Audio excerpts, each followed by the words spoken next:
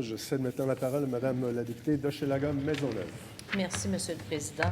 Alors, à mon tour d'intervenir en lien avec le projet de règlement modifiant le règlement relatif au changement de nom et d'autres qualités de l'état civil pour les personnes transsexuelles ou transgenres. Je vais joindre ma voix à la ministre, Monsieur le Président. Je pense que cette commission nous aura permis de grandir tous ensemble. La commission s'est déroulée dans un climat, je dirais, qui devrait être le climat de toutes nos commissions et qui bien souvent l'est aussi dans la majorité de nos commissions. Malheureusement, on ne le souligne pas assez. Je dois aussi remercier la ministre pour l'ouverture qu'elle a témoignée, ainsi que l'ensemble des collègues qui ont partagé ces moments. Vous savez, Monsieur le Président, je pense que pour la majorité d'entre nous qui avons assisté aux travaux de cette commission, nous avons appris beaucoup. Nous arrivions, je pense, sans a priori, mais nous sortons de là grandis. Les personnes, je veux remercier sincèrement tous ceux et celles qui sont venus témoigner devant nous, qui ont ouvert leur cœur et leur vie bien souvent et qui se sont mis un peu à nu devant nous pour mieux nous faire comprendre leur situation, leur quotidien et surtout les problématiques qu'ils vivent de façon quotidienne. Et je prends en témoin ce jeune homme qui est venu, et moi, je l'ai encore en moi, ce jeune homme-là, qui est venu nous dire, écoutez, hier, il y a quelques jours, j'ai été pour faire prendre une prise de sang au CLSC. J'ai déposé ma carte d'assurance maladie et on m'a refusé de prendre une prise de sang parce que sur la carte d'assurance maladie, il y a un F, mais mon apparence est un M. Et on m'a refusé l'accès à une prise de sang. Ça, je vais vous dire, Monsieur le Président, moi, c'est venu me chercher, là, totalement. Et je ne peux pas croire qu'encore en 2015, on puisse refuser à qui que ce soit, un service de santé. Parce qu'on ne reconnaît pas la personne comme telle, comme une personne tout simplement. Alors, Monsieur le Président, je vais vous faire lecture de la lettre que j'ai déposée à la ministre. Et je pense que ça résume assez bien l'ensemble de nos travaux que nous avons tenus. Mais je vous le dis, Monsieur le Président, nous avons connu une commission parlementaire, je dirais, assez exceptionnelle, pleine d'émotions, pleine d'informations. Et je pense, et je suis assez confiante du dénouement et de ce que la ministre décidera par la suite. Alors, depuis les années 90, le Québec a accompli des changements sociétaux majeurs, l'union civile, l'adoption pour les personnes de même sexe, l'équité salariale, les centres de la petite enfance, l'assurance parentale, l'aide médicale à mourir. La société québécoise devra encore prochainement décider quelle voie elle empruntera concernant de multiples enjeux importants. Depuis les dernières années, la société québécoise a grandement évolué avec des gestes d'ouverture et d'inclusion en progression envers la communauté LGBT. Malgré tout, les discriminations et les stigmatisations subsistent, notamment envers les personnes transsexuelles et transgenres, si après appelées les personnes trans.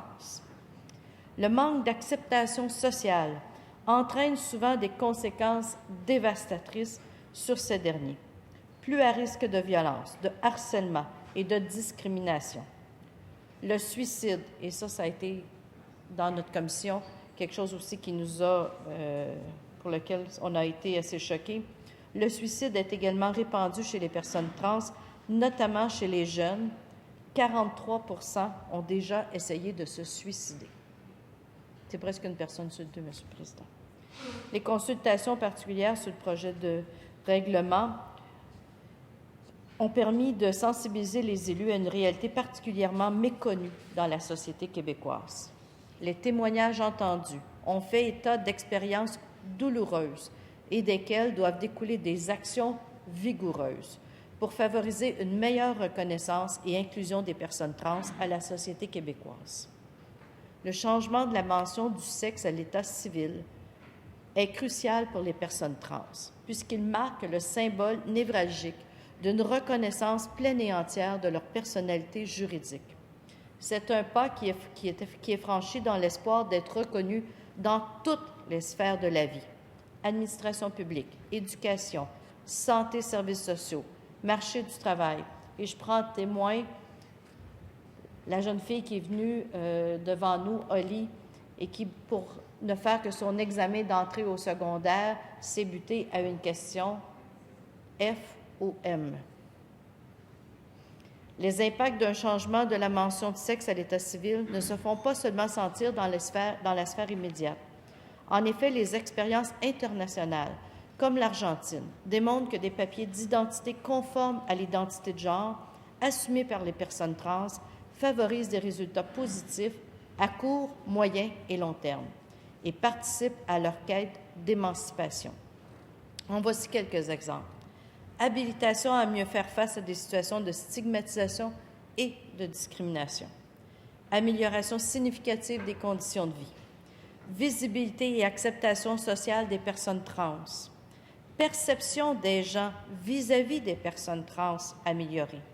Perception des personnes trans vis-à-vis des gens améliorée. Affirmation des jeunes trans auprès des parents et amis. Amélioration de l'accès à la santé, on en a parlé, à l'éducation, au travail et à l'exercice des droits civils et politiques des personnes trans.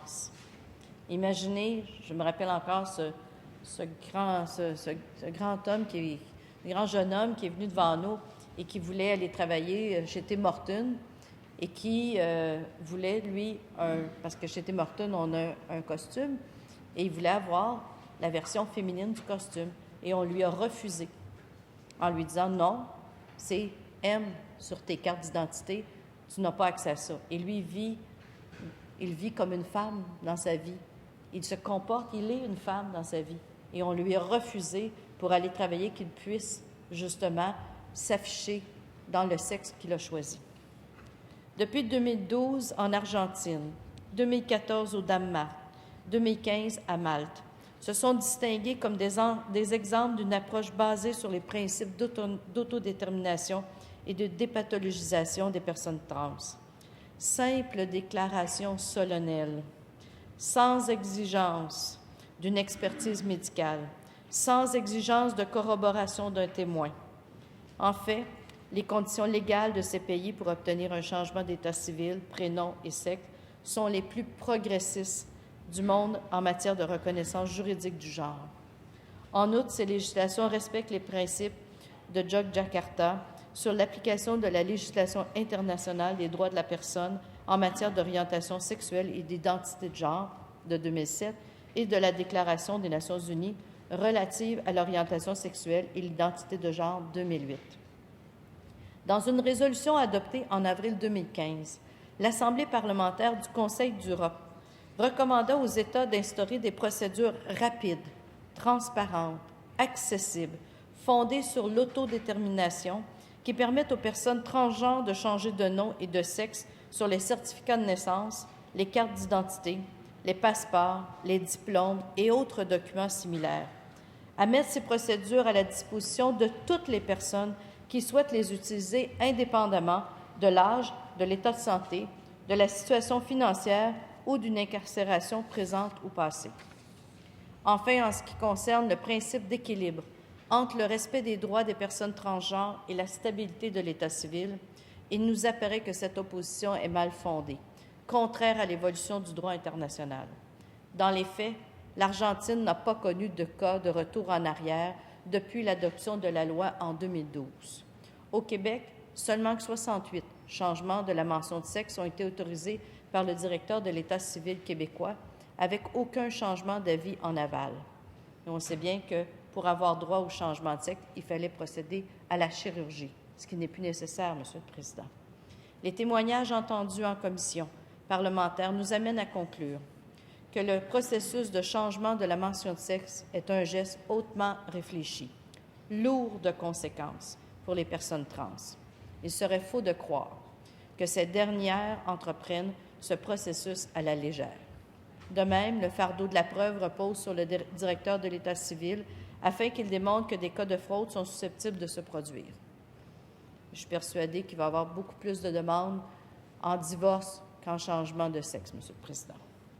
En somme, donner accès à un changement d'état civil facilité, transparent, gratuit, sans contrainte médicale et légale, est un outil puissant pour favoriser l'inclusion et l'émancipation des personnes trans et à en faire des citoyens égaux dans les droits comme dans les faits. Il est temps, Monsieur le Président, que les personnes transgenres et transsexuelles obtiennent les mêmes avancées sociales que tous les autres citoyens du Québec.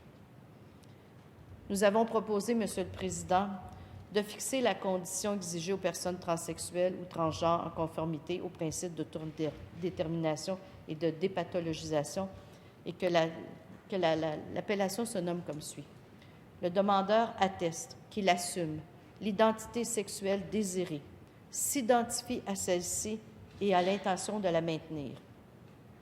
De fixer une seule balise en aval du changement de la mention de sexe, à l'effet que si le demandeur souhaite effectuer à nouveau un tel changement, il devra déposer une requête à la Cour supérieure du Québec pour exposer ses motifs et y obtenir une autorisation, comme lorsqu'on divorce. De revoir les critères de changement de nom du directeur de l'État civil pour qu'il s'adapte ipso facto au processus légal de changement de la mention du sexe afin de maintenir une cohérence à l'acte d'état civil et sur les multiples papiers d'identité des personnes transsexuelles ou transgenres.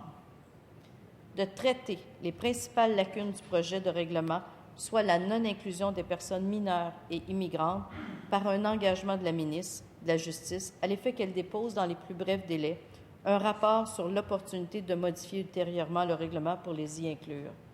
Quand je vous parle de la jeune Oli, Monsieur le Président, on est une jeune fille de 12 ans et on nous a exposé, des experts sont venus nous dire qu'à partir de 7 ans, les enfants transfèrent.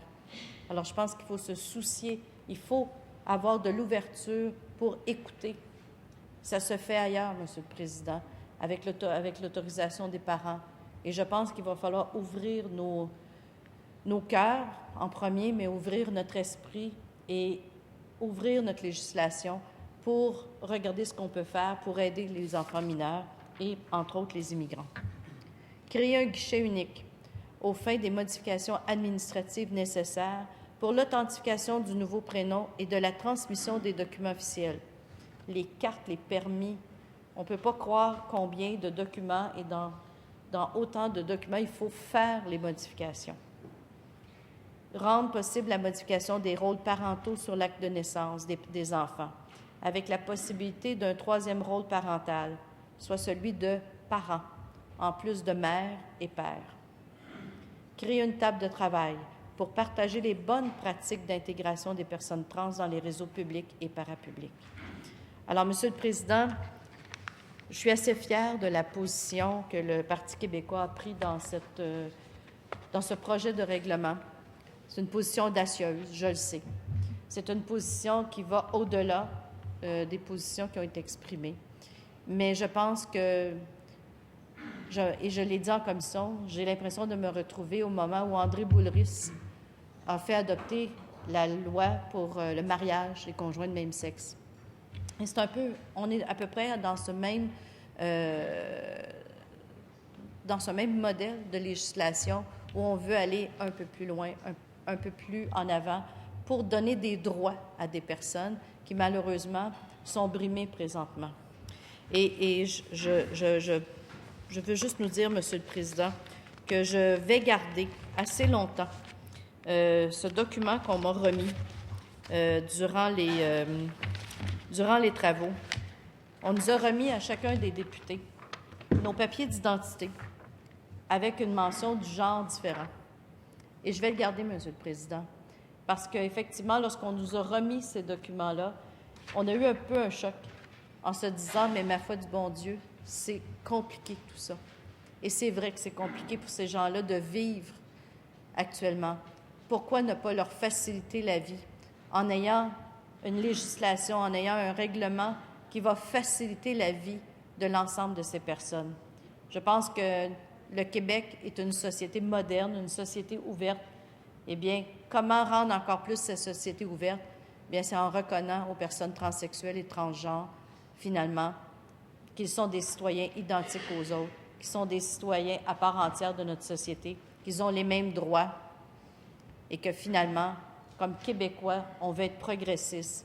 Et j'invite le gouvernement à avoir une loi, un règlement qui va faciliter la vie des gens, qui va faciliter leur accès à des soins de santé, à l'éducation, à une vie simplement comme celle que les autres ont, et faire en sorte, Monsieur le Président, et ça, c'est mon plus cher désir, que ces personnes-là soient fières de ce que les parlementaires auront fait durant cette commission, soient fiers du règlement qui va sortir, que la ministre publiera dans les prochains jours, mais soient fiers d'être des Québécois et de vivre dans un endroit dans le monde où nous sommes une société progressiste. Merci, Monsieur le Président. Merci à vous, Madame la députée d'Hochelaga-Maisonneuve, pour cette intervention.